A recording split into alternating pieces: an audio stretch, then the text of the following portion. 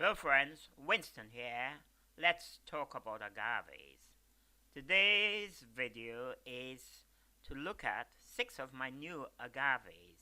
Maybe some of them you've never heard before, but it would be very nice to look at them and talk about them.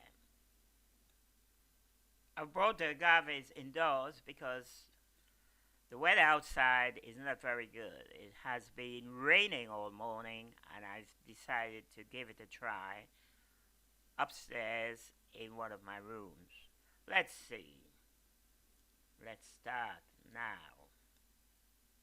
The first agave is Agave arizonica. This is important, and this is a very important hybrid between two well-known agaves, Chrysantha and Desmettiana bella.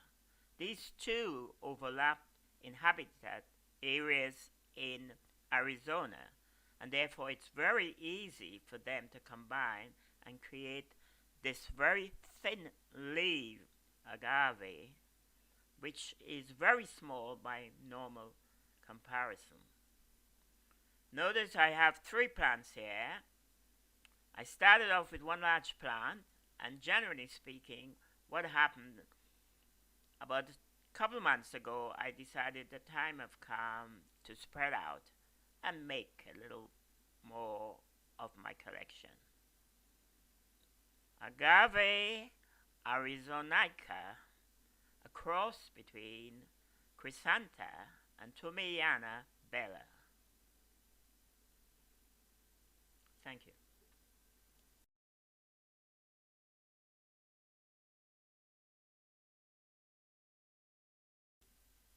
The second agave coming up is ovatifolia. Now this is a very fantastic agave, and they're very variable, which means you have different forms of the same species. This is what I called the curly one. It curls a bit around, and next to it, if you notice the very young plant, that agave is also ovatifolia. I thought we'd put the two together to give a contrast of how this wonderful agave can produce plants for the same species but looking slightly different.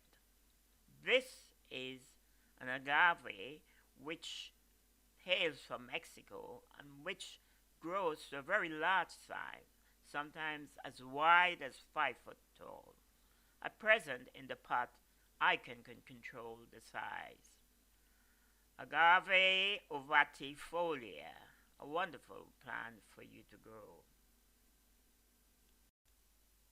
Next up, Agave geminiflora. Now a very thin leaf agave, which doesn't get too tall and which is very easy to control. It's also one which I recently used to core my young plant, and this plant you're looking at is the result of a coring experiment. So you'll find that in the center there are lots of sucker pops, which doesn't look like the regular pop, but all in all is very attractive. Geminiflora is a very easy plant to grow. Because of its size, you can easily grow it in a pot, and therefore it will present you with no problem. If you have the right kind of weather, you can also grow it in the ground. You are looking at Agave oteroi. This is a very attractive plant which has many different forms. These plants that I have are very young, as you can see, even though they are already putting out lots of pups, suckers. In fact, my plan at the moment is to let it grow through the summer and later, before early autumn, split the plant into 2. Oteroi is new in name and represents a very important streak in Mexico's agaves. have a look, and you will come across many different forms, some much more large in size. Mine at the moment is very small, okay, but also very attractive. Agave oteroi, keep an eye out for it, and you certainly will enjoy growing it.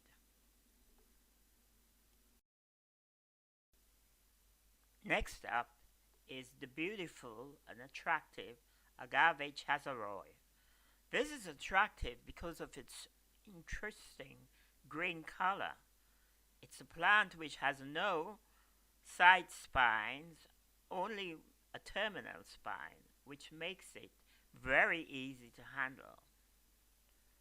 It's also quite solitary. I have two plants like these, and all we have is the main plant standing its ground. Very attractive with a nice green color, which you must take care of.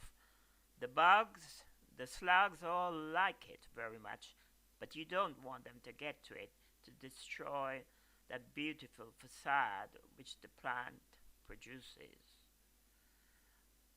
Agave chazaroi hails from Mexico, like almost all the agaves we have. And this is one which is supposedly not only solitary, but also you have to be very careful about extreme weather. It may be able to stand a little frost, but you have to be careful about cold. Agave chazaroi, a plant for you to try. We end our series of agaves with a familiar plant, desmettiana, and this is a variegated plant. Desmettiana is known for variegation, but this one is what I call my accidental hybrid, because I didn't do it. It came to me in that way. A beautiful plant with all kinds of color. No one leaf is exactly the same, and therefore that's why I call it an accidental hybrid, because in the long run no one could have planned it better than it is. It's a beautiful plant which I intend to grow and hope later in its years that we can have some pups, smaller versions of itself, and therefore I would be able to carry on the tradition of the species. Wish me luck. I am not certain about this, but this is the kind of plant I like to keep, and babies will be fine. Well, there you are. 6 new agaves, and I hope you enjoyed the show. Remember, agaves are easily grown from seeds, and you should try them sometime.